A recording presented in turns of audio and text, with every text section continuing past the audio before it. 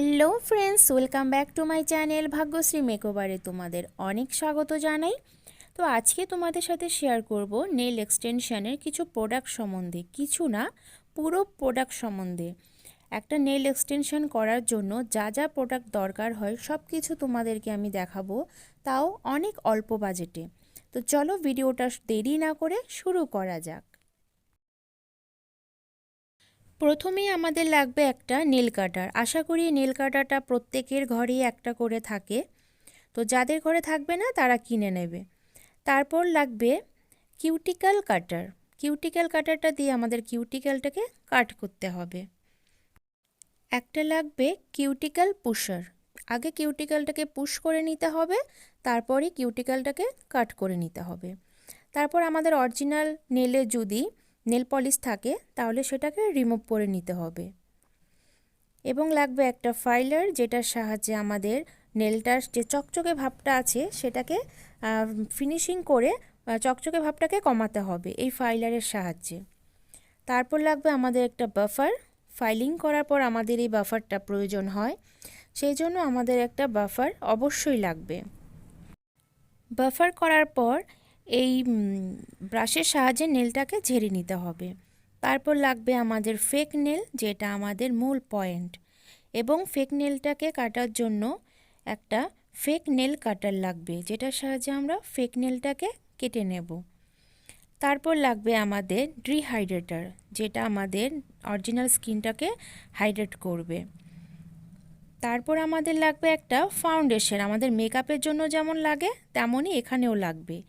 তারপর লাগবে একটা primer, matte top coat, shine top coat, যেগুলি আমাদের অবশ্যই লাগবে, এবং আইভিডির একটা ইউবি জেল লাগবে, যেটার সাহায্যে আমরা নেল এক্সটেনশনটাকে করব। এবং নেলটাকে পুরোপুরি ব্যাকটেরিয়া মুক্ত রাখার জন্য আমাদের এই কিউটিক্যাল অয়েলটা ইউজ করতে হবে।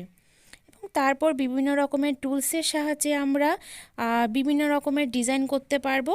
এটা হচ্ছে নেল ব্রাশ, যেটার সাহায্যে আমরা বিভিন্ন রকমের ডিজাইন করব, এবং বিভিন্ন রকমের গ্লিটার, যার সাহায্যে আমরা এক এক সময় এক একটা নেল আর্ট করব। এই ছোট ছোট ফ্লাওয়ারগুলি যখন নেলে বসানো হয় খুব ভালো লাগে। এগুলো অপশনাল, কারো ভালো লাগলে পরেও কিনে নিতে পারে। এই ছোট বড় স্টোনগুলো আমাদের খুব কাজে লাগে।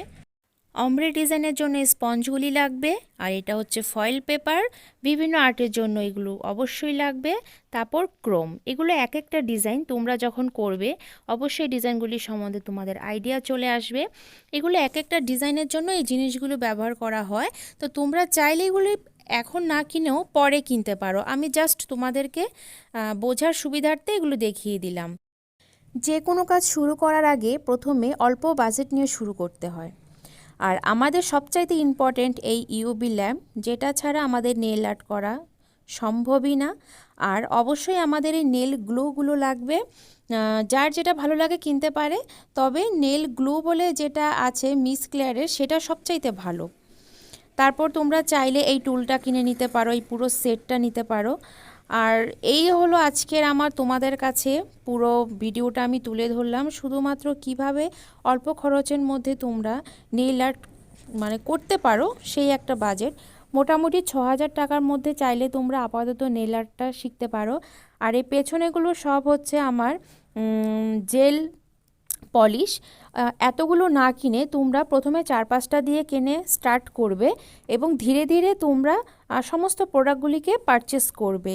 তো সেটা তোমাদের বাজেট অনুযায়ীও ঠিকঠাক হয়ে যাবে। প্রথমে যদি এক গাদা প্রোডাক্ট কেনো, বাজেট অনেক হয়ে যাবে, তখন নিজেদেরই খারাপ লাগবে। তো ভিডিওটা কেমন হয়েছে জানিও, ভালো লাগলে লাইক, কমেন্ট অ্যান্ড শেয়ার করতে ভুলো না। Thank you for watching.